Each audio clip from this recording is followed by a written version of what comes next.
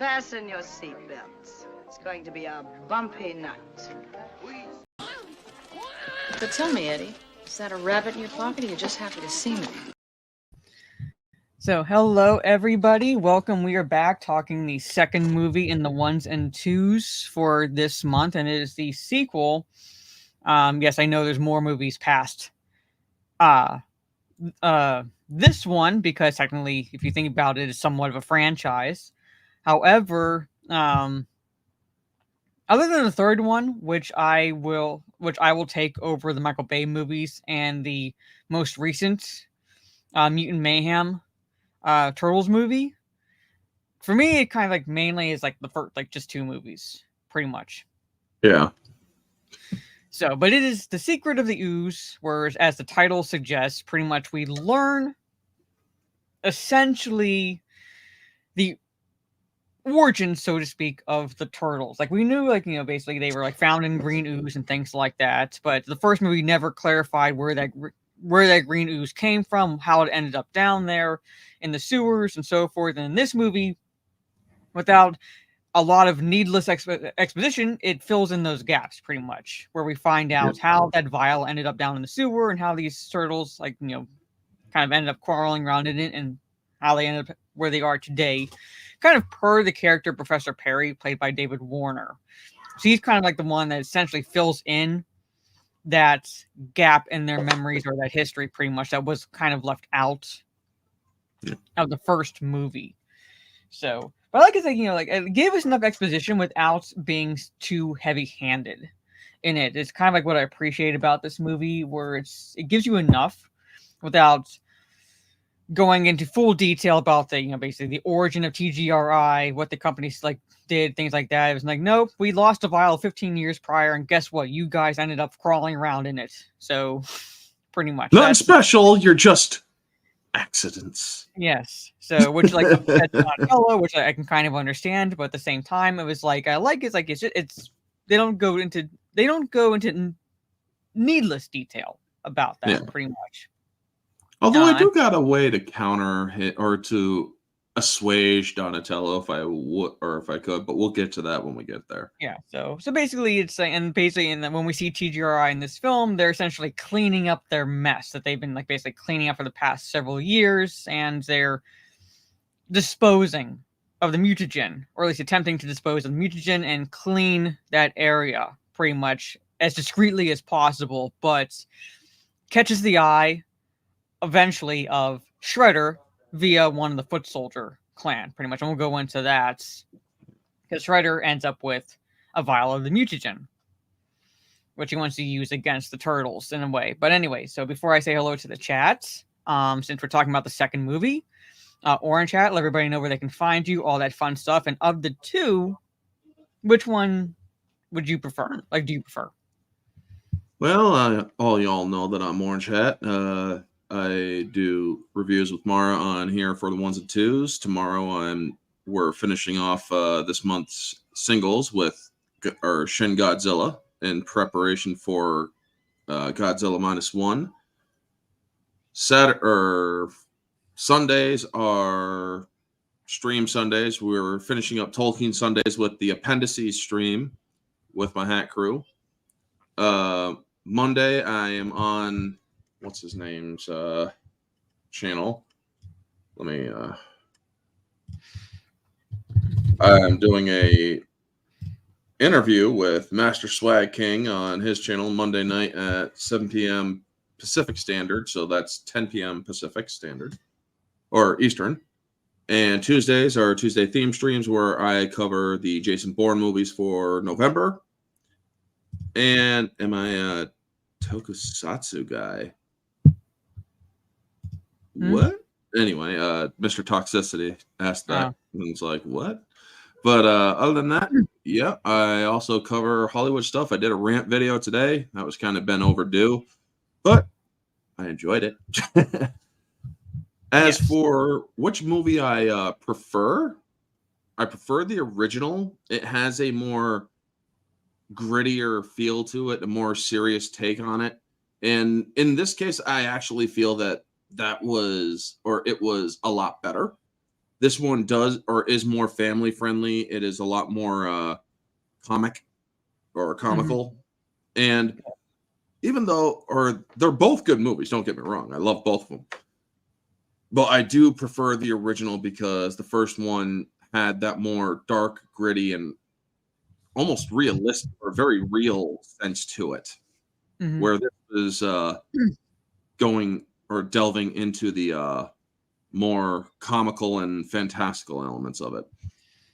Yeah, the studios, like per the trivia, really wanted to tone down the violence, so to speak, essentially in their words, which is why. And I saw Trey's comments. So I'll comment on it now about Casey Jones not being in the second movie. That was the reason why, pretty much. His character never showed up in the second one because they were reducing very much the violence aspect from the first movie, making it more family friendly, and so that basically eliminated the Casey Jones character because, well, he was very he's all about violence, pretty much. I'm not saying that's a negative to his character. I'm saying he was the vigilante in the first movie, so basically, his introduction is basically beating up 2 kids who tried stealing a woman's purse.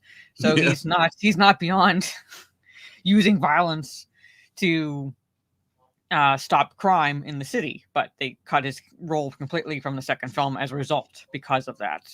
The direction they were going with the second movie and so forth, pretty much. They also did not ask Judith Hoag to return as April because the director did not like her she didn't badmouth the film per se, but she basically derided how the studio handled the stunt doubles and the scheduling, pretty much. So she was upset about that, and because she spoke negatively about that, the director didn't appreciate it. So the studio did not ask her to return as April O'Neil, and thus cast Paige Turco in the role for that character. And Judith Hoag is on record as saying she never held anything against Paige Turco because the latter actress never went out of her way to try to get the role or take the role from Judith Hoag. Pretty much, she was just cast because they were going a different direction, and they were actually good friends when they met years later. Pretty much, so she never held anything against her.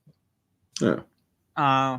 So it's part of the trivia as to why the change in cast for the April O'Neil character, and as far as the other castings that for those returning, because there's recasts in this movie. Leif Tilden, he was a performer inside Donatello.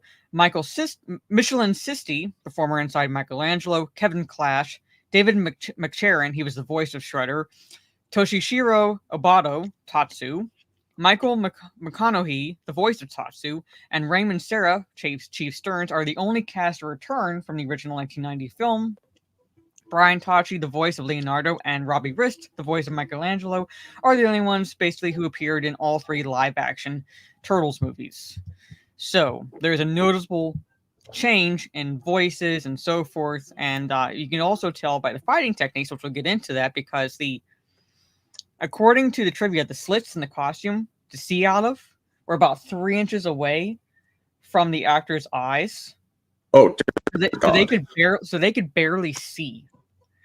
Yeah. So if you watch closely to the fight scenes, there's a reason why the Foot Clan do not hit back, and a lot of the fights end with one strike from the Turtles.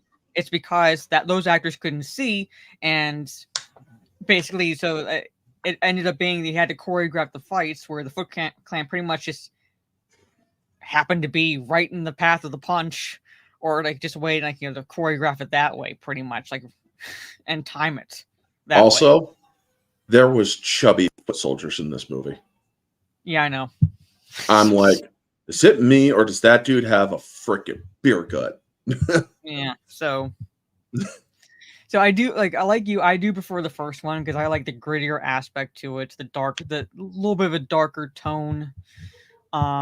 But I do still enjoy this one. I think it's a little bit of a step down from the first movie, but at the same time, I still very much enjoy it. And I think the reason I primarily enjoy this one is because despite the change in the voice casting and so forth, I did still get a sense of the different personalities of the Turtles and how they mesh, or butt heads and things like that. So I very much appreciated like they still felt like they were brothers.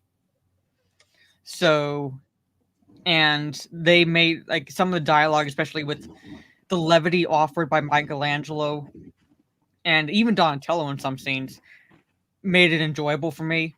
Plus the addition of David Warner, whom I very much like as an actor. I liked him as Professor Perry. So he added also a little bit of levity to his scenes, as well as the exposition lacking from the first movie, but still without it being heavy-handed. You know, basically with the audience, it's like he's there, like explaining this is what happened, without it being Also, like 30 minutes of like backstory. fun fact: David Warner also provided the voice of Ra's al Ghul in Batman the Animated Series. Mm-hmm. He's a And I like him as an actor. He's very good. is also therefore very much connected to both Batman and the Ninja Turtles, because there was the Batman versus Ninja Turtles where Ra's al Ghul also was in the movie. However, it wasn't done by David Warner, sadly. Yeah. Would have been awesome if it And was. I'm gonna say hello to the chat, but I see also Tara Crystal's comment on the YouTube side. Yes, Ernie Reyes Jr. also did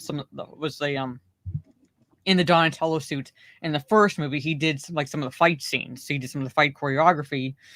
And because the studio liked him so much, they created the role of Keno for him in the second film. So I wouldn't exactly call him a troubled teen, but at the same time, that's the reason why he returned in the second movie, because of that. You could also tell that the choreography was a lot more solid and fast in the first movie compared to this one.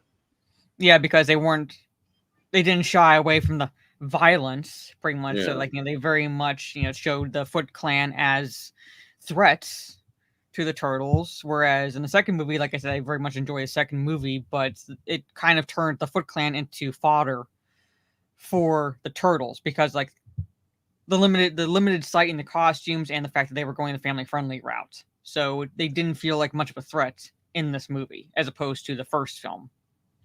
So from the top, I see Gravy D's. So hey, Toka, Razor, and chat. I'll take the ugly one. Like I said, like there's like scenes where it's like I laugh in this movie. It's like, you take the ugly one. No, you take the ugly one. I'll take the ugly one. Which one's the ugly one? So I very much appreciate that you still get the personalities of the Turtles. So yeah.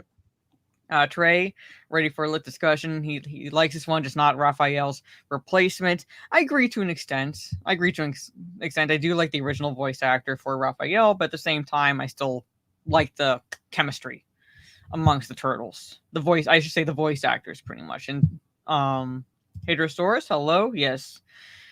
Thumbnails, go ninja, go, because I don't know. I still basically move to the Ninja Rap, as it's called, which incidentally was co-written by Frank Miller. For those who don't know who Frank Miller is, pretty much he where is it? He wrote The Dark Knight Returns and Sin City, and he doesn't get credits, but he did help with the lyrics for Ninja Rap. So yeah, so Frank Miller has a hand in writing the Ninja Rap song that Vanilla Ice performs. So a little bit of tidbit for that. According to the trivia, it says like he's not given credit. According to the trivia, it says he co-wrote the song, joining the collaboration with Vanilla Ice and DJ Earthquake. Miller mainly focused on lyrics, though his work was uncredited. So, Keely Chow, hello. Yes, Mr. Toxicity. I love that it's the Green Machine gonna rock you down without being seen, and ironic that like that's part of the lyrics. Yeah. Part of the lyrics, and like they're in full view of like 30, 40 some people in this underground not concert, but they did those underground performances pretty much in the early 90s. So where it's not the normal concert venue. This is my kick. I'm almost at 300. So, and speaking of 300, yeah, Frank Miller, the 300 guy, co-wrote Ninja Rap. Yep. Vanya, hello. Let's see. Orange Chat in the chat. Mike Hill, am I looking forward to Madam Web? I haven't even watched the trailer yet. So Oh my god, it's bad.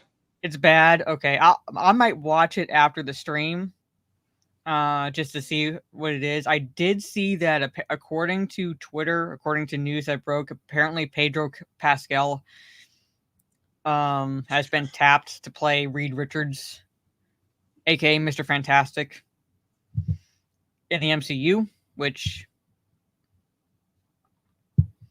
they just help. They just want to lose money, pretty much. So They're just asking to go broke now. yeah. So Terra Crystal, as you can see, Wednesday dress on Wednesday, and my eyeshadow is pink. So on Wednesdays, this Wednesday does wear pink still. So Abomination, hello, good to see you. Professor was VIP in my opinion. David Warner is on record. Saying that like Professor Perry, the role in this film is one of his favorite roles that he took for a couple reasons. One being that he had a not like a young daughter, but like that his daughter was able to see this film that he was in. So basically, like he's in a family friendly movie that his daughter could see. And two, it's one of the few times he was able to play a good guy. So he's actually a good guy in this role, and like he appreciated that. So it's one of his favorite roles that he's taken. That he's on record as like it's like when asked and at conventions and things like that, like it's like I'm finally able to play a good one of the few times I'm playing a good guy. So 3. Okay, I'd have to go back and rewatch the 2007 one, but 3 in my opinion is. I would watch in a heartbeat over the Michael Bay ones and Mutant Mayhem. Pretty much, it is a downturn from the first 2, but I'd be more willing to watch it over just about everything else that came after that. I can watch it in my head. Yes, so I can literally see all the main points in my head. Yeah. Turtles 2 director said he was horrified to see his kids doing martial arts after viewing the first movie. He really wanted to take out all the violence. And I know Eastman and Laird were upset that they changed directors from the first movie. So they weren't happy with the change for directors from the first to the second movie. And that's part of the reason why. Because the studio replaced Steve Barron with Michael Pressman as director. So...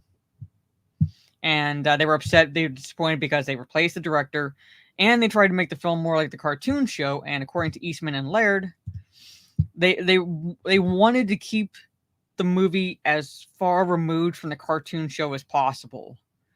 Didn't exactly work, but that was their original goal. They wanted to stick as close to the comics as possible because they felt like there was enough stories. There were enough stories within the comics themselves for them to do multiple films. But studio interference. Studio has been interfering in shit like this since pretty much the dawn of Hollywood.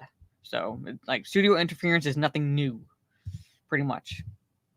I mean, there's another fun fact. I don't know if this is in your trivia, but the sound of, I think it's Razar, the wolf, was also used in a 1996 movie that we all know and love, and that's Mortal Kombat.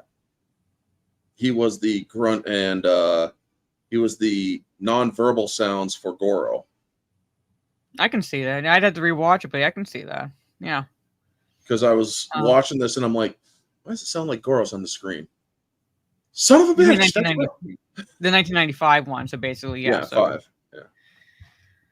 But I can see that. I can see like there's like definitely the grunts, and I know when Razar and not Toka because I don't want a snapping turtle anywhere near me, but when they were retransformed back to their original animal form, yeah. I was like, I want Razar. Just give me Razar. He's so cute. But apparently, Razar and Toka did make an appearance in the animated show because they were popular enough as a result of this movie that they actually did make an appearance in the animated series.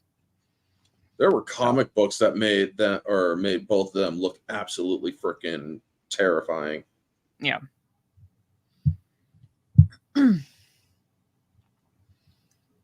Yeah.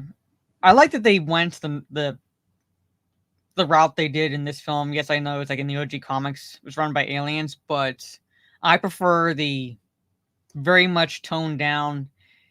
They're cleaning up their shit from 15 years ago, pretty much, and that's how we get some of the backstory for how the Ooze ended up where it is. So I prefer that simplistic approach than run by aliens. Yeah. This fight, or this opening fight, was just absolutely freaking hilarious. Yeah. You want a pickle? I'll give you a pickle. He's like very much Michelangelo level of humor, pretty much, where he's basically pulling his own head down as he's like, fighting. Woo! And then he uses sausages as nunchucks.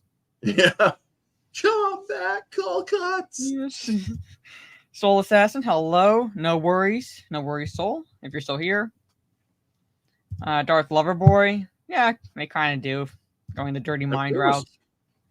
You could also definitely make a very tonally different Donatello in this movie compared to the last one. I mean, this one, it's like they had to have somebody try to it's like he was trying to show that he belonged in this movie, and it's like, yeah. I mean, you're doing good, but yeah. Damn, dude, you're trying too hard. A little bit, just a little bit. Yep. And the reason why they didn't ask Corey Feldman to return as the voice is because he was doing a rehab stint at the time. Again, family-friendly route, so they didn't want the negative publicity as a result. So we get this voice actor. So not the worst, but not the best. I would have preferred having Corey Feldman back as the voice of Donatello. Yeah, I believe we only had Leonardo and Michelangelo as the original voices coming back for this one. Yeah, like they are the only ones who appeared in any way in all three movies. Yeah. So, I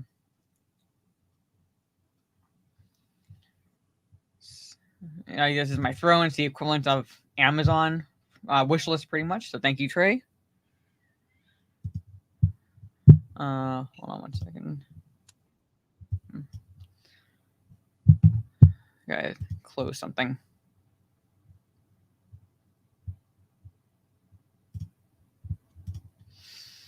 All right, so sorry. Something started playing in the background.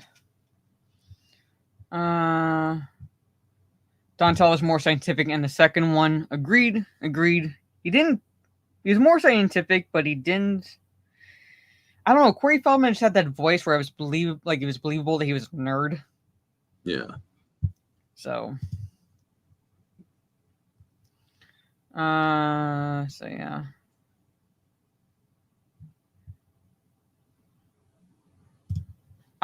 Daddy December, hello. I still use the a little too Raph to this day. Like it's like it's quiet, a little too quiet. Yeah, that was easy. Yeah, a little too easy. Look, it's Raph. There's Raph. Yeah, a little too Raph.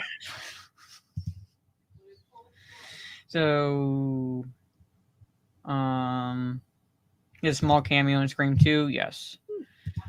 Did anybody notice a difference in April? You mean despite the fact that it's a completely different actress? Yes. Yeah. I mean, back then, when I was a kid, I had the biggest crush on Paige Turco. Now, for the movie, or for these movies as an adult, it's Judith Hogue. So, hello, Kane. See you in the chat. I mean, I'm pretty sure the guys in the chat can agree. Pretty much. Making sure I don't miss anybody. If I miss anybody, I apologize. Dinner Bells. So I'm not sure which casting you're talking about as far as the horrible casting. So the casting in here is not the best with the recasts, but not the worst. Splinter. I don't think Splinter was recast No, in he this one. returned. Kevin Clash, Yeah. he returned. The third one, he's not, or it's not Kevin Clash. Yeah, but he returned for this one. And this movie is dedicated to Jim Henson. Yes, in loving memory, because I do believe that was when he passed on. In the comics, and was the typical girl next door. Yeah, except that she was also 15 years their senior, and it would have been creepy. Tara Crystal. Yeah, pretty much. So, I mean, yeah, it's childhood, or no. a lot of people nowadays are saying it's kind of creepy that Don or Mikey and April, well, she doesn't flirt. She just takes it because it's a boyhood crush from Mikey.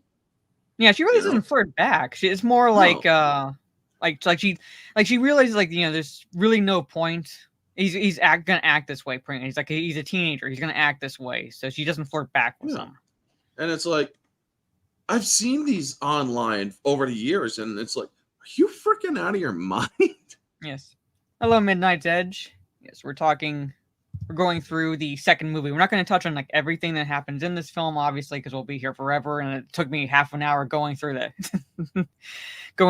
the saying hello to the chat and everything. So, but I like this opening scene montage before the fight, because I have it paused on the title pretty much. Yeah. It's literally like, you hungry for pizza? How about now? How about now? How about now? Yeah, right. How about now? Like everyone. Oh my god! Even the freaking two cops that had a dude freaking cuffed to him are just chowing down on a slice. Yes. Hey, Teresa. I had my slices earlier, man. Garlic and cheese. So I'm like, I know it's New York. But I was like, if you didn't know that they're all about pizza, peak 90s. I can't help you pretty much, because if you can't figure out from that montage, I can't help you pretty much. We didn't put it this way, folks in the chat.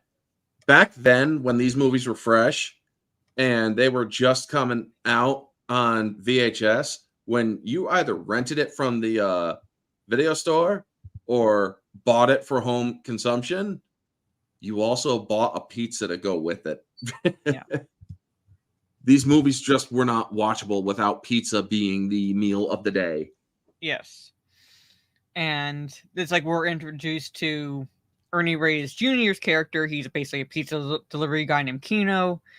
And he's delivering a pizza, and this is his first encounter with the Turtles. And I believe he was also a Disney kid. Mm-hmm. So, and I wish I didn't have this stupid block thing here. But very much, like I said, a lot of levity. I wish I could play these fight scenes, because then I could show you guys, how hard it was for these actors inside the turtle costumes to see when they're fighting. Because even these guys pretty much are taking out one punch, one strike, one kick. It's I know they're not the Foot Clan, so they're not exactly going to be necessarily a challenge for the Turtles, but at the same time, but when I click on it, Midnight's Edge will show you, it starts playing, and YouTube doesn't like that for some reason, even with the sound on. Yeah, so, that's the it's the website itself to prevent any screenshots and shit. Yeah, so unfortunately, when I pause it, this pops up. So yeah, hold on one second. Yep. Alrighty, I'll keep y'all freaking entertained. Sorry, I had to respond to something. All right. Yeah, it'll so I can't close that box, unfortunately. I wish I could play this without sound, so you could see a lot of the fight choreography in this film as a result. And another thing about this movie that I never really noticed when I was a kid, but then I noticed as an adult, they really don't use their weapons. No, they don't. The only one who ever really uses his weapon is Donatello. Yep. That's it. Raph doesn't pull his sais. Michelangelo doesn't use his nunchucks. Leonardo doesn't use his katanas. It's all punches and kicks for the most part. Yep. You do notice Again, the tying into the more family-friendly elements. Because God forbid they use their weapons. Well, they use their weapons, but not in combat.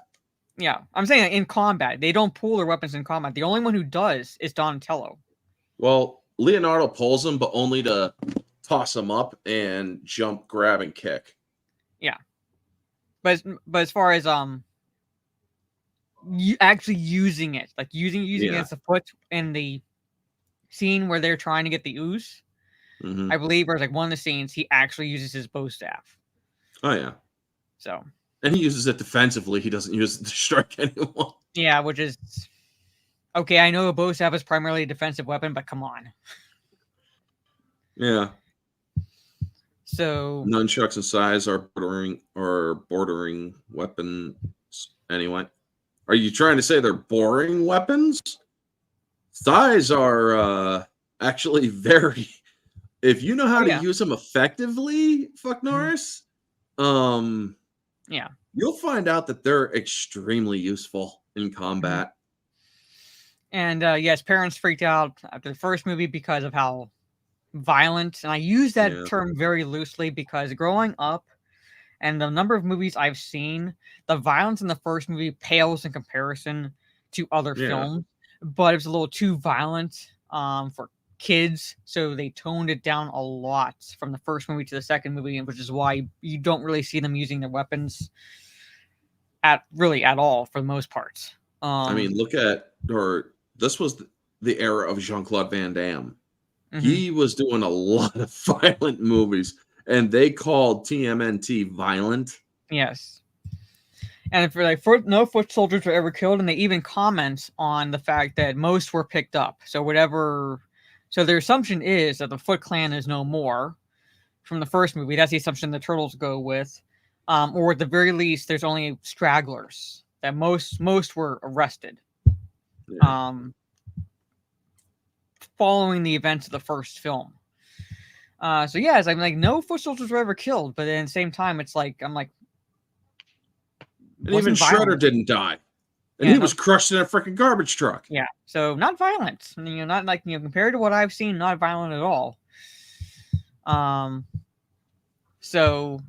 what was I going to say? Oh, so like basically, so I like it's the Turtles are no longer living in the sewer because there's a worry that if the Foot Clan were ever to regain whatever, I don't like, no pun intended, foothold they had in the city, as a force to be reckoned with, they know where the Turtles live. They know where the Turtles live from the first movie, so basically they're living with I almost said the actress name. They're living with April O'Neil until they can find another place to basically reside in the subterranean levels of New York City. Yeah, T2 came out the same year, a lot more violent. And so did TMNT2 also had toys because they also did Toka and Razor as well as Super Shredder toys. I used to have a Super Shredder. Loved it. I still do have a Toka and Razor, I do believe, upstairs somewhere. Yeah. Donnie, give it up. Give it up. Yeah, like they still like tie over from the first movie to the second movie that Donnie like somehow cannot come up with something rad anything to cool to say, pretty much. So but at the same time, again, it's more believable for me with Corey Feldman's voice for him to be a nerd. I don't know, that's just me. Corey Feldman's voice just has that quality to it for Donatello, in my opinion. Whereas like when he couldn't come up with anything cool to say, when he was like kind of like acting like a little bit of a dork, that was like felt more like Donatello than the Donatello in this one. So that one, so like didn't exactly like mind it, but at the same time, I would have preferred Corey Feldman to return.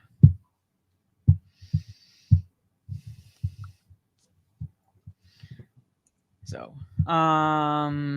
again, I can't play too much. I can't like play too much, otherwise, like like I said, YouTube doesn't like it even if I don't have any sound. So I'm trying to get to a shot with April. So like a good shot of her, so she's not covered. Yeah, this is one of the scenes where they. Yeah, this is one of the scenes where Raphael used his sai to stab the pizza. Yeah. So she uses Michelangelo's nunchucks. Mm-hmm. Yeah, when she's trying, when Kino finds them, and she's like, "Oh, I use these because I work out with them, pretty much." Yeah. Yeah, I know he was in rehab. I know that was the reason why that he wasn't asked to come back to voice Donatello, primarily because the studio didn't want that negative publicity tied to the film. But I don't know. With my experience, following essentially the entertainment industry, you've had rock stars go through rehab and still do concerts. So I wouldn't have cared. In my opinion, I wouldn't have cared if he was going through rehab, because at least that would tell me that he acknowledged that he needed help. I would rather that than having be an addict on the set. So. Yeah. Because there was a case where somebody was doing that shit on a set, and I can't remember which movie it was, but it ended up closing the movie down for a while until the actor sobered up. Can't tell you what the movie was because I can't remember for the life of me, but I do remember that happening in the 90s. Yeah, they could have easily had him do the voiceover from rehab easily. But again, this is like studio mentality. You got to think of it from press point of view. Yeah, that's Corey Feldman, who is currently in drug rehab, will be or is still providing the voice of Donatello in the upcoming Teenage Mutant Ninja Turtles 2. Think about it, unless the parents tell the kids aren't paying any fucking attention to that. Very true. They're really not. They're really not. So unless the parents bring it up in front of the children, the kids aren't going to know. They're not going to care. Yeah. I'm just saying, based on that perspective, pretty much, kids weren't reading the paper. They weren't reading the paper. They weren't following that. We just knew that a new Turtles movie was coming out, and that's all we fucking cared about. Yep. Pretty much. That was Tom Sizemore's ultimatum for Saving Private Ryan. Yes. Yeah. That was the one that I heard about. It wasn't that they shut it down. It's just that it's like you either freaking sober up or you're off the film. I believe Tom Sizemore's also passed on too. Yeah, he's passed on. According to Terry Crystal, Legal Eagles, Daryl Hannah was so high and intoxicated so much her character was written out to be out of the movie so they could complete it. Oh my god! Like how bad that? And yeah, so how bad is that? There was a movie called Legal Eagles. According to Terry Crystal, because I know that there is a YouTube channel called Legal Eagle. I want to show. Oh my god, that return of the Shredder, that seriously was such a great scene. It's like Tatsu stepping up. Did not want Shredder in the second movie. They would prefer to have basically a hint that he was still alive for the third film, but they did not want, because again, they wanted to keep this film as far removed as possible from the animated series. They wanted to keep it more in line with the comics. Yeah. But the studio is like, nope. So bring back Shredder, pretty much.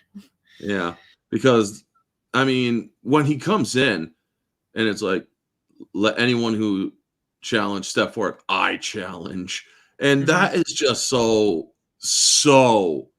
That was like one of the top moments of this movie. Yeah. So that means the scene is cool. Yeah. The scene is cool because you have Tatsu destroying, basically you have the stragglers of the Foot Clan pretty much that got away from the cops, and they make a point of saying in the dialogue that everyone else must have been picked up because we all knew that this spot was the meeting place should shit go down, pretty much. Like, this was our fallback spot, according to one of the soldiers. Yeah. And Tatsu's just comes after in he and starts destroy wrecking after shit. he basically in his own manner from the first movie, he destroys shit around him. And then, like, it's like because he was second in command, so to speak, that he's now the leader. So if anybody wants to challenge that, step forward. And that's when Shredder makes an appearance. Like, it's like, yeah, I challenge. And it's like, his face. Yeah. I just wish I could have saw the face. Yeah, I know. I like the fact that they kept it in the dark, didn't reveal too much as a result of that, because it leaves the human imagination could like come up with a lot worse than what Hollywood can come up with for the most part. So I like to leave it up to the audience's imagination. What does he look like? I like that you don't see his face. I love that Kevin Nash is Super Shredder. Yes, I mean Kevin Nash, man, through the years, Super Shredder, the Russian from Thomas Jane Punisher, John Wick. He was Francis the Doorman. I mean, Kevin Nash has been through the ringer, especially on the Punisher. He actually did get stabbed. Yeah. So I didn't realize that. Yeah, when they showed the actual stabbing too. They kept it in because he took it so well. He's like, and he just smiles, and it's like, pulls the damn thing out. They forgot to give Thomas Jane the collapsible knife. Ouch! How do you forget that? I know, right? How do you forget that? I'm like, serious. Okay. And Thomas Jane also got his ass put through the ringer in that movie too, when he gets thrown through the wall. But back to this one. Yeah. Oh my god, we should talk about Punisher sometime though. Yeah. Definitely. Yeah, Shredder in the comics was killed in the first comic, didn't return until issue 10. I'm saying, like, that's why they wanted to keep Shredder away, because you have this Karai character introduced to take revenge on the Turtles for the death of Shredder. Yeah. So they wanted to keep it, again, as far removed from the show, but it's kind of like the studio stepping in for the third Spider-Man, saying add Venom, pretty much, where like he shouldn't be, pretty much, where like this is studio stepping in, going add Shredder. So it kind of forced Eastman and Laird to come up with okay, Shredder's returned. What does he do? Pretty much. Also, this movie supposedly takes place shortly after the events of the first. Instead of 2 years later. Yeah, it's very shortly after, because like you have the dialogue with the foot soldiers. Like, you imagine it hasn't been 2 years because they're waiting for more clan members to show up. So it hasn't been that long since the events of the first film. They just threw away the truck that tossed all of the Shredder and his body. You also see his helmet in the trash that was thrown in. Yeah. So yeah, this movie definitely takes place shortly after the events of the first. And studio also wanted them to include Bebop and Rocksteady in this movie, but that's where Eastman and Laird put their foots down. They're like, no. Yeah. Again, like, we don't want it to be tied to the animated series. We don't want it to resemble too much the animated series. So that's why they created Toka and Razar for this movie.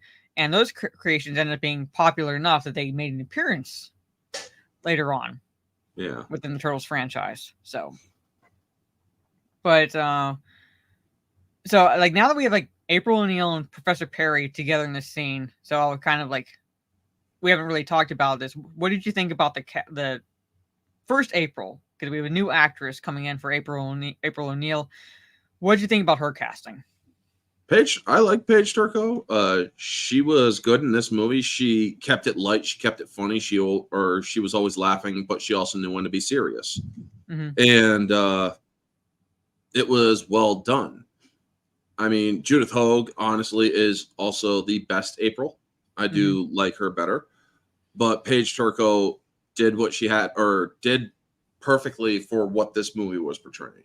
The only thing I would wish is that her hair were a bit shorter to more resemble how April O'Neil looks in the comics, because her hair is not that long.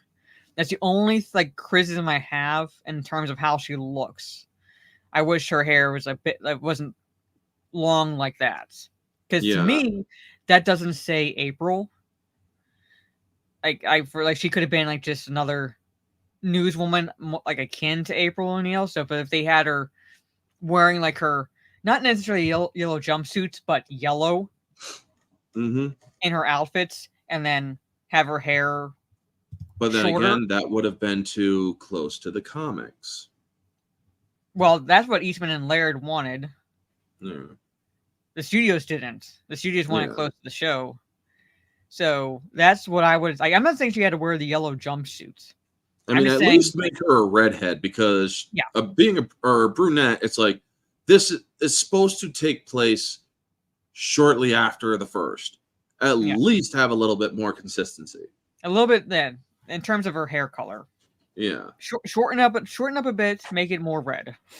So that's like my only criticism with it. Other than that, her performance, she gives a performance, in my opinion, like what the studio pretty much wanted in terms of how the tone of this movie, where it's like a very much tone. Like you look at Judith Hoag's portrayal in the first one, she's very much sass. She's feisty. Yeah. She's a fighter, so to speak, pretty much. Very much toned that down in terms of her personality in this one to kind of make it a bit more family friendly. So I don't hold it against Paige Turco in any sense because she's given this role. And she's she's essentially told what to do. So she acts as how the script called for it. So like I didn't even get the sense of any animosity between her and Chief Stearns. Like Chief Stearns did have he was gruff with her. Yeah. But compared to the first movie where he's like yelling at her and kicking her out of his office because she's a thorn in his side, like they also removed that element from her character. Oh yeah. So I mean, in this one, she comes out desperate and basically trying to convince him of something. And oh my God, the line he delivers is like, I guess you're not the ones that are supposed to handle this. That's what we do best, Miss O'Neill. I'm like, you just admitted to incompetence. Yeah, I'm sorry. That could cost you your job. I mean, that's what kind of made me do the head tilt too. Like, did you just answer that way? I'm like when you're a kid, you don't pick up on that because you're not exactly paying attention too closely to the dialogue. But as an adult, you're watching this going, you just said you're bad at your job. Yes. Pretty much. And I'm thinking to myself, and I couldn't help but be like, holy crap, this dude just admitted he's a shit police chief. Yeah. Like pretty much it was like good thing it was off the record. Yeah. But all right, so no, wait. I'm happy they made a reporter. I'm happy they made a reporter. I prefer that to the assistant to Baxter Stockman. That was technically on the record because he said you can make a record of that. Yes. So, but the camera wasn't rolling, so at least he can deny it. He has plausible deniability. Yeah. Anyway, Professor Perry, David Warner. He's pretty much the TGRI guy in this movie. I'm not trying to reduce the significance of his role, but he's essentially the heading the team that's pretty much cleaning up the mess from 15 years prior. They're they're cleaning up this area and removing all traces of the mutagen. Because you even see a scene later on where he's disposing of it, of the mutagen when Tatsu and the Foot Clan kidnap him. And again, I'm trying not to disparage this movie because I do very much enjoy it. But at that point, I'm like, why did they stick around with the mutagen to show the turtles that we have it? Yeah. They at that point they could have left, and the turtles would not have even known. Yep, I mean it's like, our perfect way for this to happen is the Foot ninja vanish, toss the ball. Yeah. Don't even show that they have it. Just be gone. Yeah, and like bad guys being stupid. Like I said, like they kind of turned the Foot into comic relief fodder. Well, did you hear the noises they made in that scene? Yeah. Oh! Yeah. Yes. I'm like, what the fuck? I know. Yeah, I do very much still enjoy this one, but like I watch this and I'm like, all these questions are in my mind. Like, why did you reveal that you had it? Why did you stick around?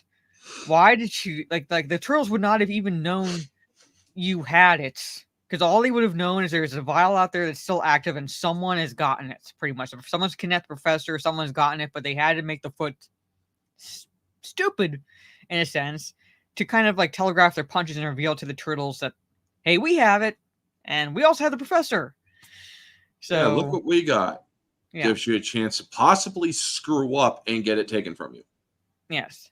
So, but like Professor Perry character again. Like, what did you think of like overall impression of David Warner's performance as his character? I liked his scientifics. Him trying to be cool. Well, he's very much a nerd. He's kind of like Donatello, where he's very much a nerd. He's trying to be cool, and it just comes across as like campy.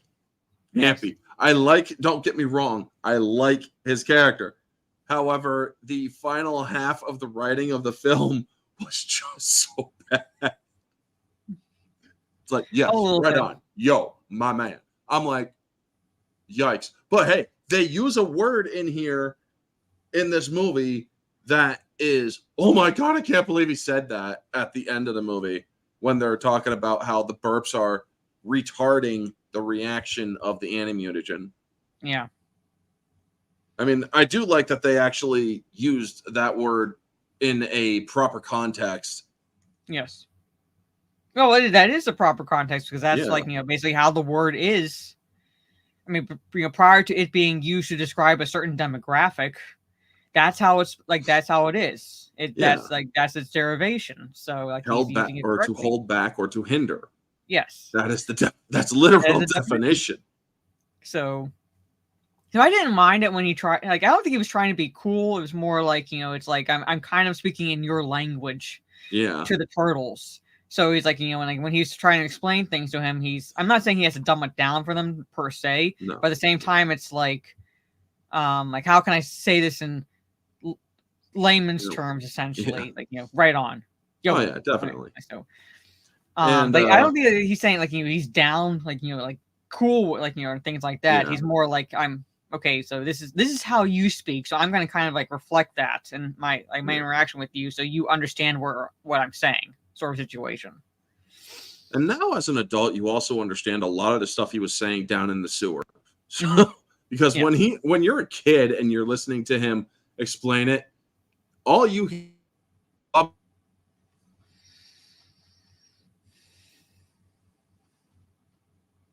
I think he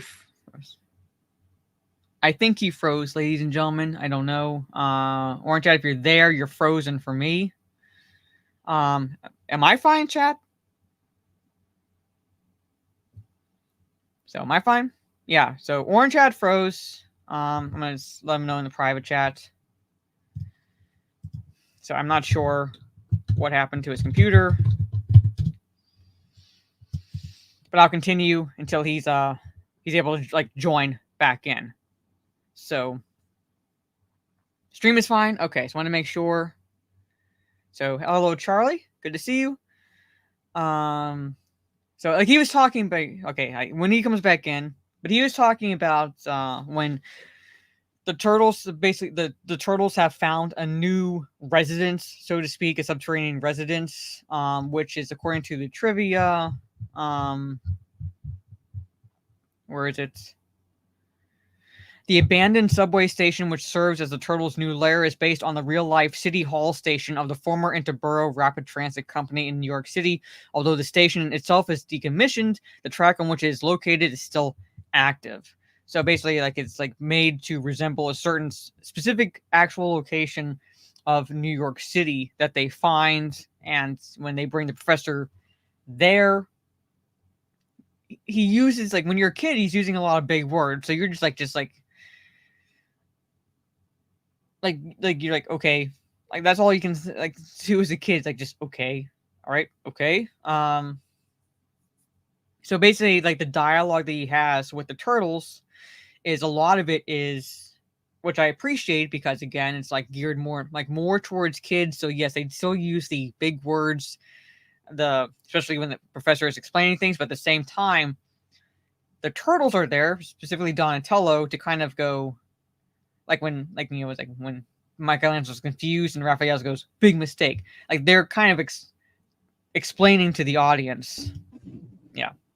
Yeah, sorry, internet screwed off. Yeah. So, but I was like, so talking with the chat and like what you were talking about with the big words Professor used in his dialogue, and I did appreciate that the turtles were used in that sense as the layman explanation, pretty much. So they translated what he said to kids or to Kid View. It's like, or Mikey's like, huh? And Leonardo's like, he's not sure. Yeah. So Mikey's like, huh? Raph is like, big mistake. Yeah. So it's like, it's kind of like, you had the turtles there to explain it for the young kids that aren't exactly following what the professor is saying. Yeah. So again, they didn't dumb it down for the kids, but at the same time, they're like, okay, kids aren't going to quite understand this, and we don't want them completely lost. So this is how we'll handle the dialogue between the professor and the turtles, which works.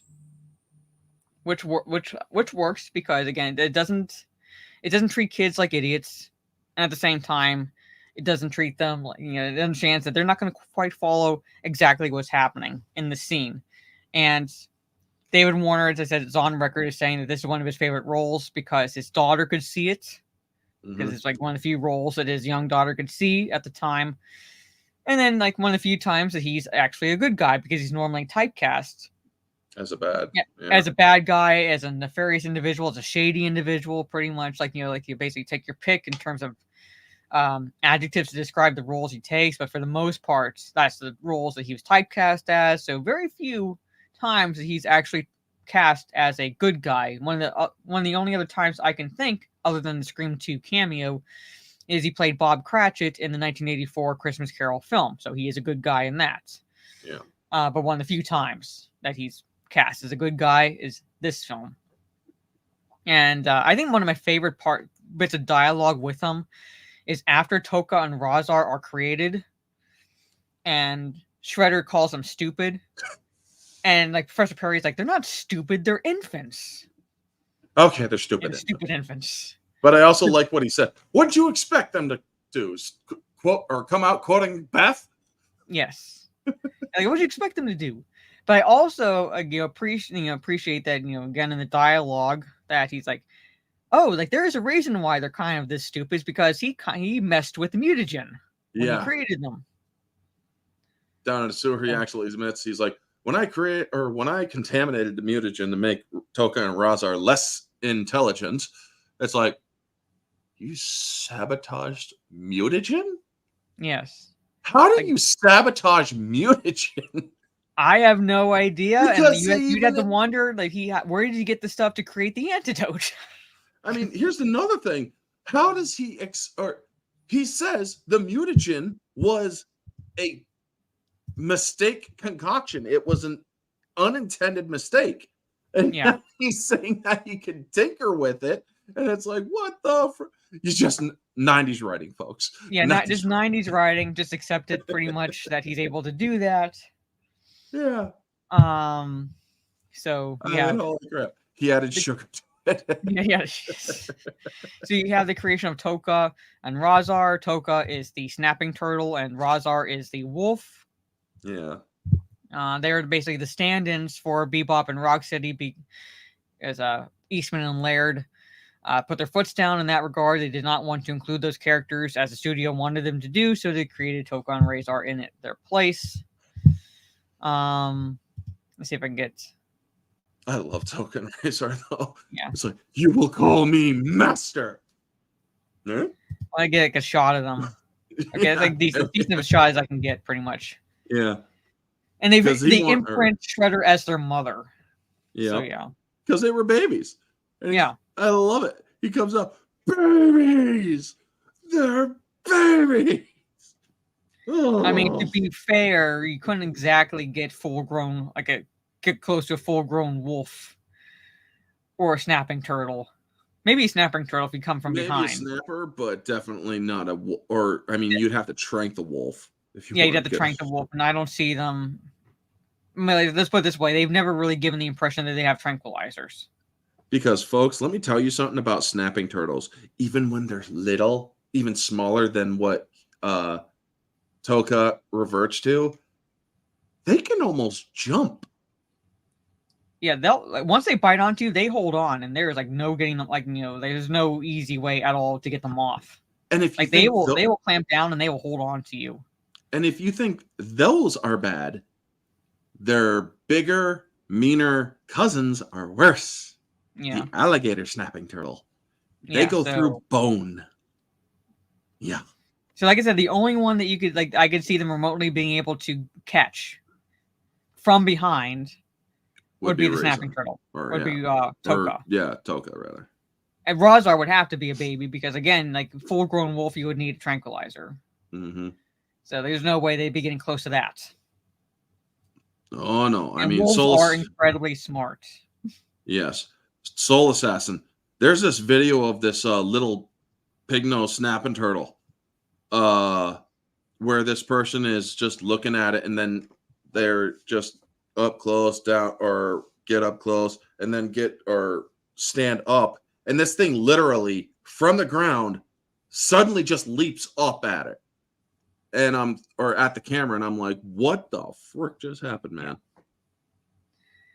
So yeah, so like you do not want to mess with these creatures. You do not. They can take your arm clean off with the bite pressure.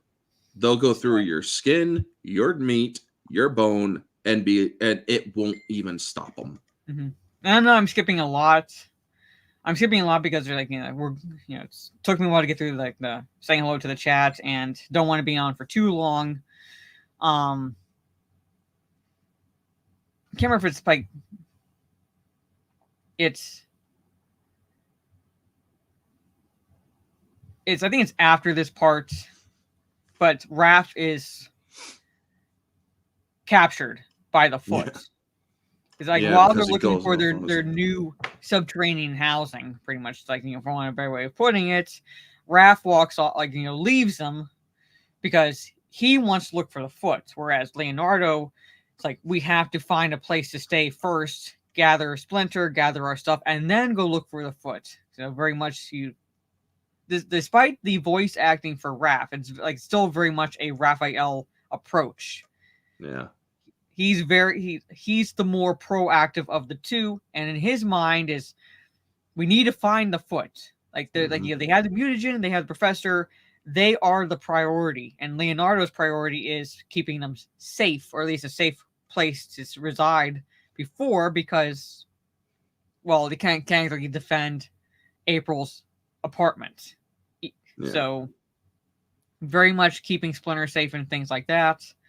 And so Raphael is captured because he uses Kino in a plan that was nixed initially by Splinter because for it to be too dangerous, and that is use Kino as a way to infiltrate the Foot because they're holding tryouts, so to speak. They're like trying to replenish the ranks, so they're kind of like put feelers out for people who'd want to join the clan, and Kino infiltrates that way, essentially with the help of Raphael. Because you had the bell scene where one sound and you fail. Yeah, one sound and you fail, and like that would be another instance of Raphael. That would be an instance of Raphael using his size, but not in combat. But even then, you don't really see it. So we're down here playing Century 21. Yeah, so he's he's upset. So he doesn't abandon them, but he decides he's going to go look for the Foot himself, while they look for a place to stay. Is this enough? Yes, hey Gigawatt. And I don't know why I love the scene, but I absolutely love the scene where Donatello is calling April. Yes. I love that scene. I still love when he flips Michelangelo. He's like, go, like, get away. And then Leonardo yells at him. Instead of going on after the Foot and heels like we should. And I love how he jerks back. He's like, Yes. We need to go looking for him instead. He throws the box down on Donatello's foot. Hey, John, give me the phone. Give me. Oh, all right. He, April, it's Mikey. I just wanted to say hello. I still laugh at that part. I love that scene. Yeah. It is frick. You can't help but laugh at what Mikey does. Yes. He's like, "Oh, would you give it a rest?" Yes. Yes. So when Leo says hi. Yeah. I love that. Leo says hi. So Raphael is captured by the foot, and also a realization that Shredder is still alive. Kino gets away and is able to to tell April, who somehow gets word to the Turtles, and they go to rescue Raph. He runs from a junkyard across the Brooklyn Bridge all the way into Manhattan to Midtown where she lives. So gotta give him credit for not breaking a sweat. Yes. So, and it's That a kid bit is darker when you thick. see him knocking on her door. So you at least some time has passed Yeah. that he's run from there to her apartment, or he's gone from there to her apartments. And so the Turtles go to rescue him. And that's when you get the a little too Raph. Yeah. I also like how they're running up to each other, hiding, running up or running around, skittering around. Right at that, a little too Raph. And you see freaking and you see freaking Raph being like, "Oh, won't you guys get out of here?" Yeah, he's trying he's trying to yell at them, trying to warn them. Yeah. And if they were gonna set a trap, they'd probably trigger right about now. And that's when this somehow the trap that was sprung was one of those rope traps, nets. Rope nets. Nets that catches them. Because I think Donatello pulls his bow staff at that point. Well, yeah, he used it to knock out to get the foot members to knock each other out. Mm-hmm. So this is knock knock. And again, the only one who's the weapons were used essentially, but the only time that you see is in combat is the bow staff or any type of fighting. Actual fighting. I know Leonardo uses his swords to hang from in the first scene pretty much, but actual combat, you don't see it. And I this still very this is basically the first time the Turtles see Toka and Razar, so it's now see these guys on WrestleMania. Yeah, so which is I love that nod because of Kevin Nash being Super Shredder, so you have that little inside joke from Michelangelo in that regard. Well, you know what they say: the bigger they are, And he goes does a flying kick at Toka and just lands on his back, and he's the more bones they break. Yep. So, again, I'm happy to skip through a lot, so we can't exactly go into detail with with the scene pretty much, but the Turtles pretty much get their butts handed to them by Toka and Razar because they're not not used to them. It's now it's where it's they're can easily dispatch a foot soldier. Now they're actually being have to go up against something it's a lot stronger than they are. The intellect has been dumbed down quite a bit with Toka and Razar that we find out from Professor Perry, but at the same time, they're not idiots. No, they're not idiots.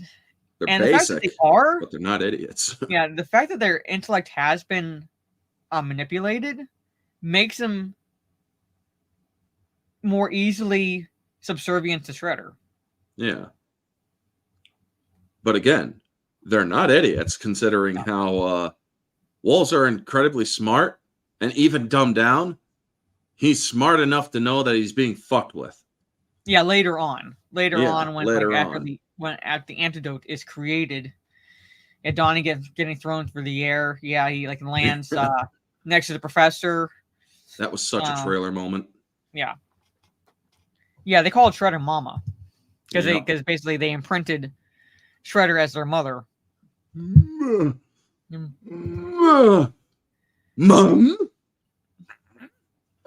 They took us as Mama. Yeah. Mama. So we're gonna again. Yeah. The answer that's created has to be ingested. Yeah. There's no other way for them to take it. You mean they gotta eat it? I like the fact that it's Michelangelo that comes up with the plan, or at least the attempt to put it into donuts. Because if you think about it, Michelangelo is very much the one that thinks with his stomach. Mm-hmm.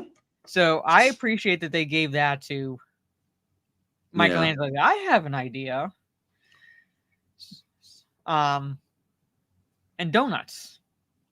So the ritual pre-fight donut.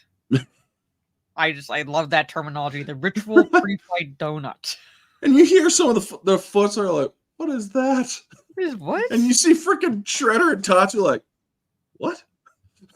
Basically looking at each other like, huh? What? Oh my god. It was hilarious, folks. Yeah, let them be smart for once. Like, would have worked. It would have worked. I think they were a little too keen on getting them to eat the donuts. Insistent. Which is what tipped off Razar. Insistent. Like, you're a little too insistent. You're a little too insistent. You see his eyebrow go up. He's like, yeah. Oh yeah, like Shredder sicked Toka and Razor on this not abandoned, but quiet street. The street, yeah. And the reason why they have to fight Toka and Razor at the end is they're challenged. Is Shredder threatens to sick them into Central Park, and so it's like it forces the Turtles' hands at that point, because if they don't, innocent people could be hurt or worse. Mm-hmm. So that's what forces the Turtles' hands into going to the construction site to fight Toka and Razor. They try with the antidote. I can't trust Toka and Razor to behave if they believe pre-fight donuts, and yes. Yeah. So it's a little sus in how insistent they are. Hold on. Yeah, right here. This is also one of my other favorite parts, is when Raphael yells, Shredder! Thanks, Raph. I may never have the hiccups again. I still laugh out loud at that. Yeah. Because when Raphael yells, that's essentially something I would do, because especially when I game, if something calls for stealth, I'm like, I might try to be stealthy initially, but then I'm like, fuck that. And I just go guns blazing in. Yep. So I'm like, Shredder! It's like, because at that point, they know you're coming. So it's like, I get that Raphael would do that, because they're the ones that challenged us. Yeah. So why would they hide? They know we're coming. It's not like we have to be quiet or anything. Folks, when I first played Assassin's Creed, let's just say stealth wasn't my forte. So until they forced it on, it's like, you have to do. It's like, fine. I know, like you have to do it, or you fail whatever mission or something that you're doing. Yeah. So I'm like, okay, fine. So yeah, walk through the crowd without tipping a single jar. Barreled right through the crowd. Pretty much, I failed. It's like, fuck this. Cool. Yeah, I know. That's essentially how I am, because I don't like the stealth parts. I try to be as stealthy as possible, because I'm like, okay, sometimes whenever I play the Spider-Man games and there's a number of enemies, I try to be stealthy initially to take kind of narrow down the numbers, but then once it gets down to a little bit, I'm like, okay, fuck that. They're gonna see me anyway. So yeah.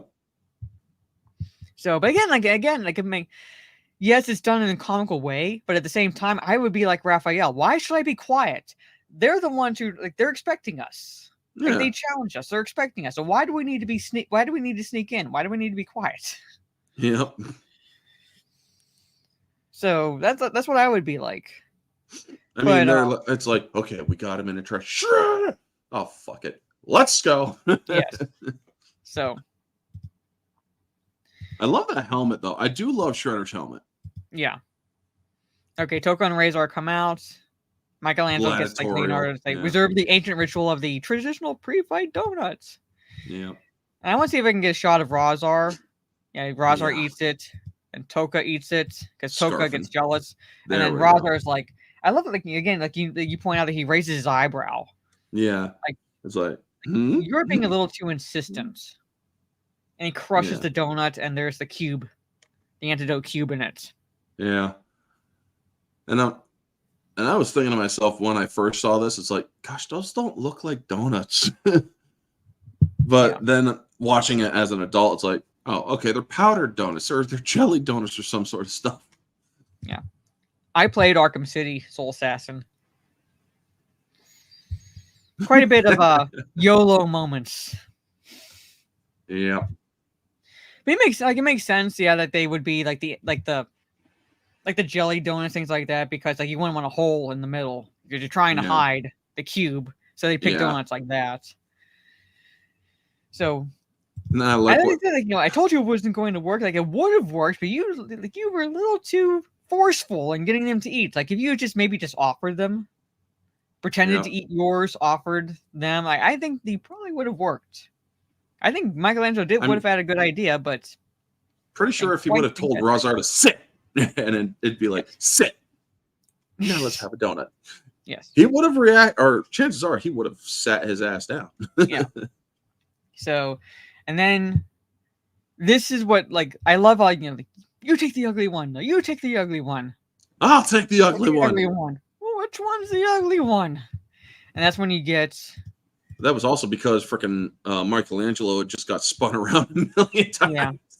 So I should have brought bagels. Yeah. And this, where they're like thrown into probably one of the most iconic scenes in movie history, not just Turtles movies, but movie history. They get thrown into this, not an underground performance, but not in this, like, but it's like, basically one of those, I guess, an underground kind of performance, because you're not in exactly concert venue where Vanilla Ice is performing. With 4 flat top singers. Yes. Or dancers. And Raphael gets like literally pitched in right in full view. I love that. That's exactly his reaction. He's like, few dozen people. Huh? What? Huh? Like, it's like, can't exactly be a ninja in this case, because now he's thrown in, and Toka and Razar are like pushing the other turtles into here. And then you have this Fresh Prince wannabe, like, man, would you look at those costumes? I love this place. Yes. And I actually thought it was Will Smith because the voice was very similar. Yeah, this is literally peak 90s. So the turtles start fighting Toka and Razar, and somehow it just Ninja Rap gets born. Yeah. Because I'm like Vanilla Ice is like, okay, like I'm here to perform. I might as well perform something. People are watching this, so let me like rap about these turtles. It's like, yeah. Yeah. I just got inspired. Yeah. Kind of like Donnie. So, yeah. So he gets his freestyling pretty much. Like people are watching these turtles. I'm gonna freestyle about what the turtles are doing. Pretty much. Yeah. You're dying watching this yesterday. Yeah, like it is peak. Yeah, man. It is peak 90s. It's peak comedy. It's peak 90s, and how they ultimately defeat Toka and Razar, at least to get them back to their normal states, is basically just make them suck down, so to speak, of CO2 from the fire extinguisher. Yeah. So, I mean, they knock them over and they just shove that shit down. Yes. And they conk out. I think Vanilla Ice sometimes plays Go Ninja Go at shows. I mean, like, there's no way he can't. Even up to this day, there's no way that he can't, because that is like.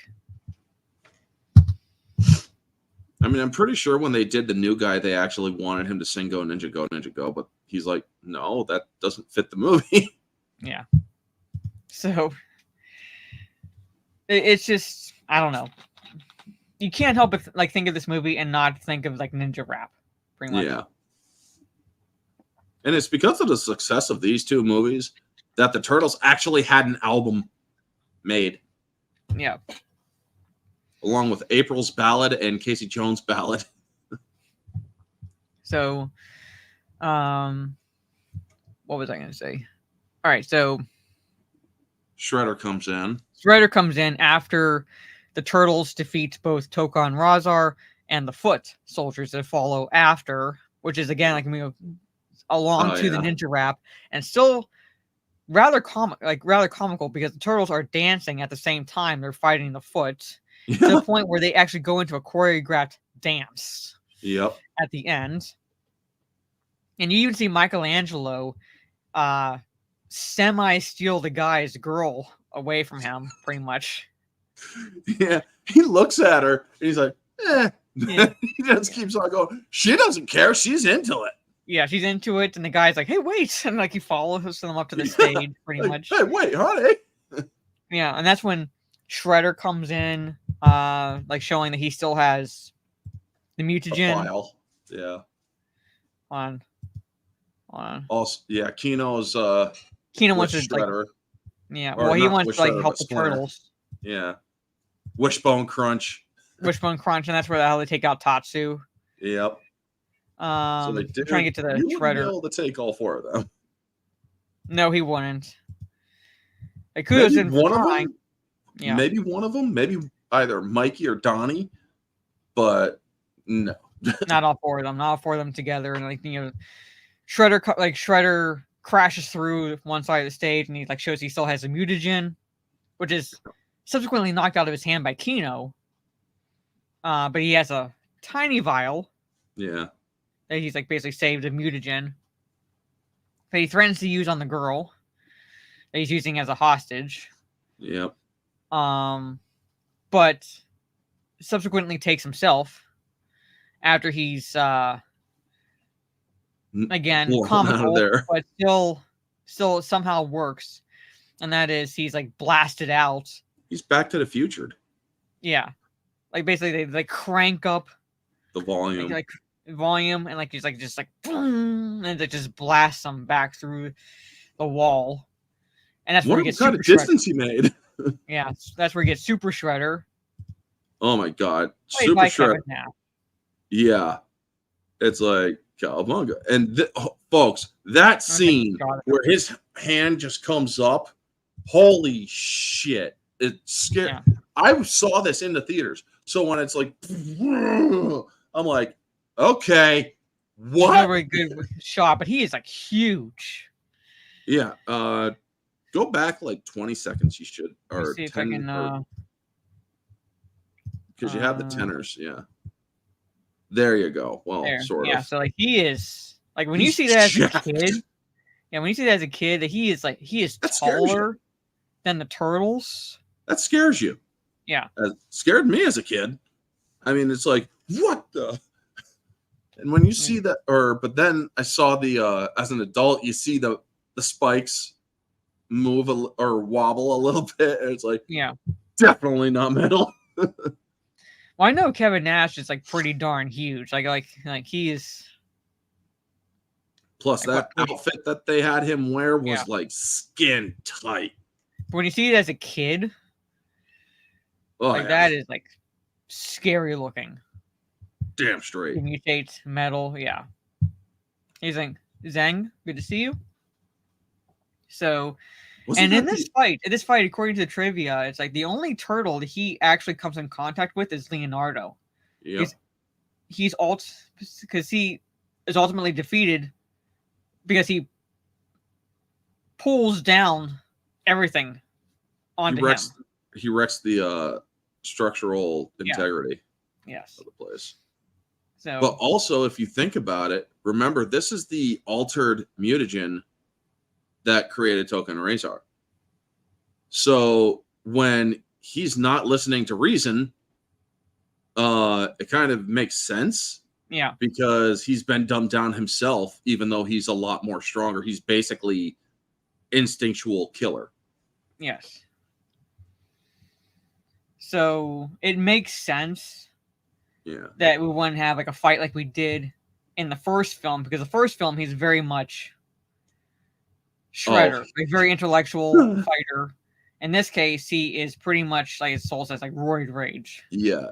If he was to fight them without or if he was to not impeded by the structure, he would have slaughtered the Turtles. Yes. So yeah, he essentially kills himself. He essentially kills himself basically. And again, I think this also ties into the approach the studio had of like making it more family friendly. Whereas in the first film, you don't see all of the fight, but you do see him fighting the turtles. Yeah. At the end of the film, and in this case, he pretty much takes himself out. Yeah. So it's like, you got to listen to reason. You're going to kill us all. Then so be it. I'd rather kill all of you than or let you just run around, you know? Yeah. So took away that aspect, but at the same time, it's like it makes sense because he's taken like the mutagen that the professor somehow altered, and when he like created Toka and Razar to basically impede their intellect, so they weren't as much of a threat. Yeah. But in this case, it takes away his intellect, so now he's more about rage than anything. And it ends with Leonardo saying, "A true ninja is a master of himself and his environment. So don't forget, we're turtles." So they're able to dive into the water and survive that way. Whereas Shredder pulls down like the entire structure onto him. He's all instinct. And then you also remember that they're underneath that dance place. So it's like, did the dance people leave yet? Like, didn't exactly think about that. I don't think they were entirely underneath the dance one, but like they would have felt that. Yeah, they definitely would have. But I love it because you see his arm come up again. And it's like, nobody could have survived that. Ugh. Yeah. And that's the end of that's the end of the Shredder, so to speak. Yeah. But I would have preferred, I don't know what villain, I can't think of what villain they would have used in the second one, but I would have preferred having a gap from the first to the third film where we don't see Shredder, but there's still the possibility that he's out there. Yeah. And have them fight a different villain. Do Krang. Shit. I mean, I always wanted to see Krang, but then they did Krang, and it's like, I don't like Krang. Yeah. So like I would have preferred a different villain, even it being one off, essentially, but I would have preferred that as a bridge from the first to the third movie. Whereas it's just the two mutants or something like that, pretty much. Like something. Versus like just bringing Shredder back, but it was kind of like kind of like the equivalent of the studio with like Sony stepping in and wanting Sam Raimi to put Venom into the third movie, where it doesn't work. Yeah. That's like the same thing here, or like or even Baxter Stockman, include him, something, which would make sense given the other mutants that are introduced in this film. And not Tyler Perry Baxter Stockman, the real Baxter Stockman. Yeah, pretty much.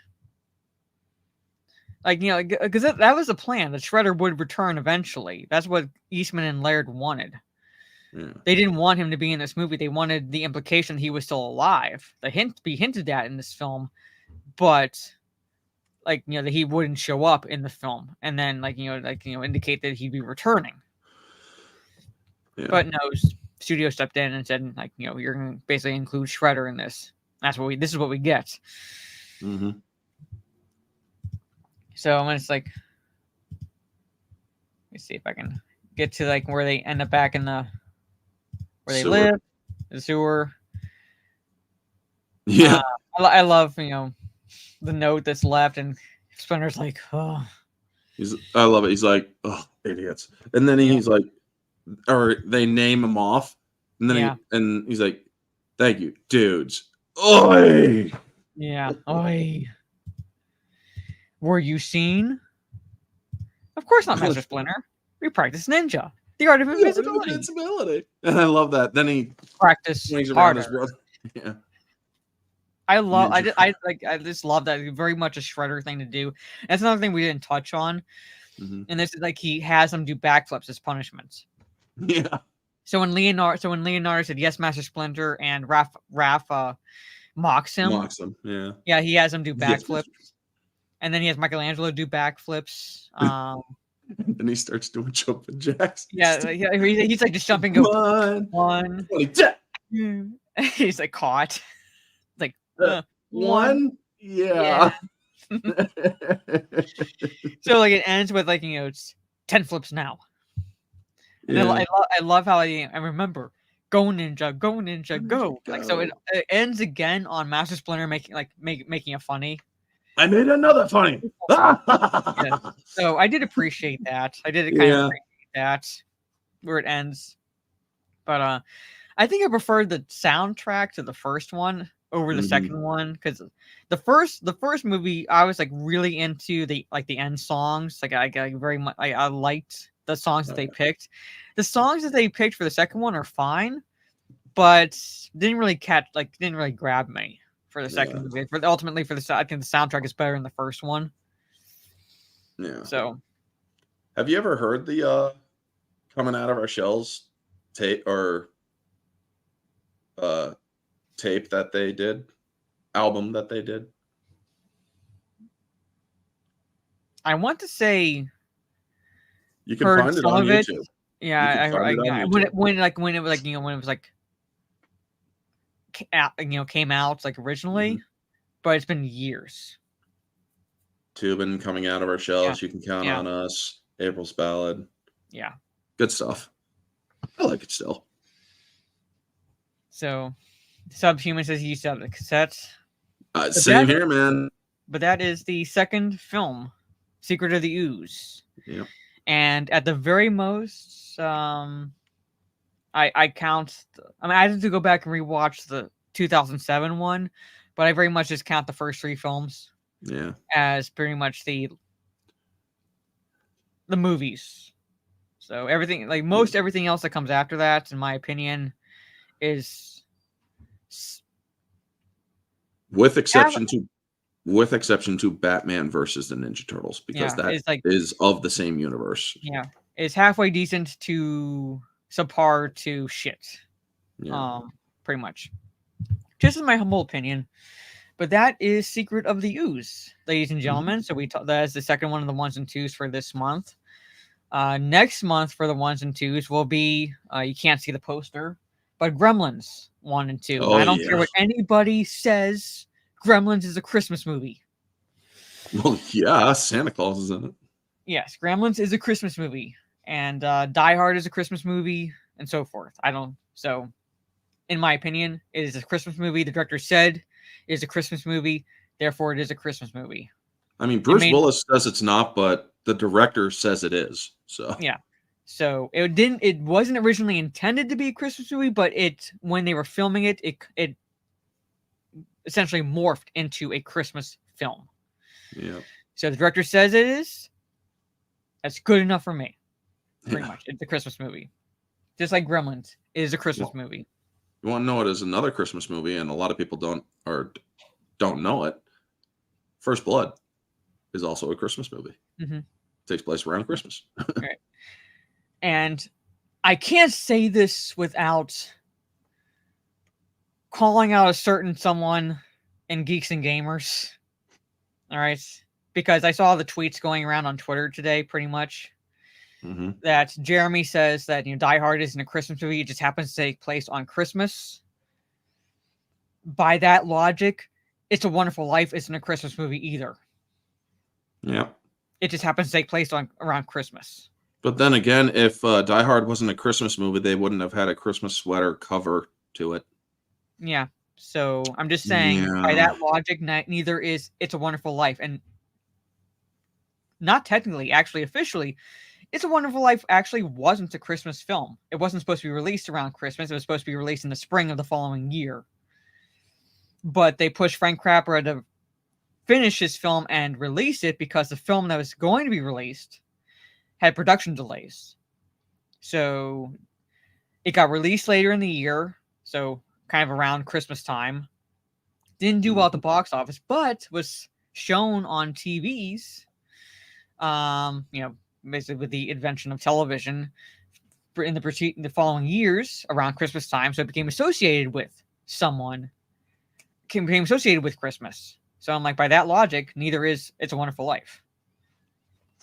Someone get Mara the Hans Gruber Christmas calendar. Yeah, I know.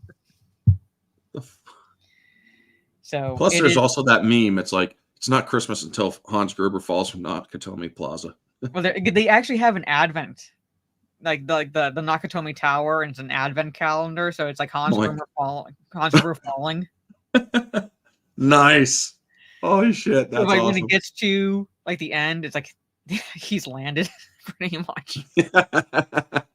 Wow. So, but like I said, Gremlins is, in my opinion, very much a Christmas movie. So it's Gremlins 1 and 2 for the 1s and 2s next month. And tomorrow, you can go into this, but we'll be like doing the second singles for this month, and then you can talk about what the singles are going to be for next month. Yep. So singles tomorrow is Shin Godzilla, and the next one, or the singles for next month, are going to be Violent Night and what was the other one? Krampus. Yep, Krampus. Oh my god, folks. Violent Night is one of my top Christmas movies now, but we'll get into that later. Yeah, because he's always asked me like, what singles do you want to do? And I was like, I had trouble coming up with the singles for these months, but for December, I was like, we're doing these movies. Oh, Violent Night and Krampus. Like, we're talking about this shit. Oh yeah.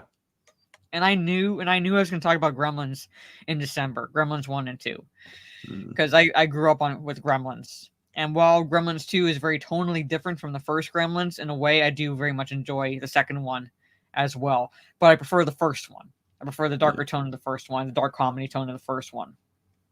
Mm-hmm. So, and if anybody is so inclined, if I find them on Throne, if you can gift me some Gremlins, I would appreciate it. So yeah. So, because I have Gizmo is like an original toy. So this is from, see if I can show the year. Can you focus? Well, it's 1984. Yeah. There it goes. There you go. Yeah. And then this was gifted to me on Throne. So you got Stripe. Nice. That is the cool. 3D glasses and everything. So yeah, I like Gremlins. But anyway, so yeah, Orange Hats, again, I'll let everybody know where they can find you and all that fun stuff. You can find me here on Wednesdays twice a month for 1s and 2s, Thursdays twice a month for the singles, Tuesdays every week for the theme streams that I'm doing, Sundays for movie franchise discussions on Sundays, and throughout the week I also do or get content out for y'all. I still need watch time. I need another 1,000 to go. But other than that, thank you all for supporting me however you can. Mm-hmm.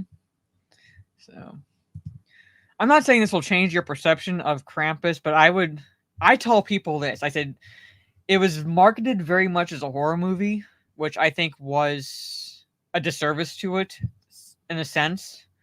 I'm not a fan of like the family essentially and their characterizations, but I tell people watch it as a dark comedy.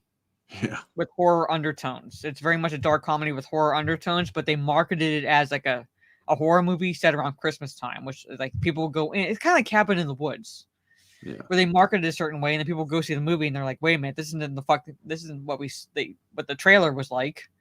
Who directed it? Doherty, I think. Yeah. Yeah. So, I say watch it like a dark comedy with horror undertones, like very much the same as I would recommend watching Gremlins. Watch it more like a dark comedy with horror undertones than like a horror movie. So yeah, so I'd say give it a watch, Trey. Give it a watch, Trey. Let me know what you think. Because it's basically Krampus is the anti-Santa. Yeah. The anti-Klaus. Yes. So, and yeah, so then Violent Night is pretty much Die Hard meets Santa Claus. With David Arbor. Yeah. I gotta watch. So if you haven't watched Violent Night, you have until next month to watch that. and that movie actually surprised me. Oh my god! As much as I hate John Leguizamo, that movie fucking was awesome. Yes, because it paid off at the end. Yes, it very much did pay off at the end, and they did also kind of like, and we'll touch on this. They actually give Santa Claus a background story, and in a way, it makes sense with his character, right? So it works. But anyway, yeah. So those will be singles for next month, and then Gremlins 1 and 2 for the 1s and 2s. I know I did say that I tried putting videos out this week, but when it gets close to Thanksgiving, it very much my schedule becomes like very compressed. Yeah. So it's not easy for me to do anything but streams for the most part. But I will try, like, I do try to find topics, but I don't really have the time. Yeah. But I should have some time following Thanksgiving because there'll be a little bit of a breather before Christmas. So on that note, ladies and gentlemen, thank you for hanging out with us. Hope you enjoy the replay of our discussion. Like I said, we didn't go entirely into the film itself because there's would be a lot to unpack, and we're already at the hour and 41-minute mark. So take care. Have a good rest of your day or evening, depending on where you are in the world. And we will see you all tomorrow for Shin Godzilla. Peace. Yep. Take it easy.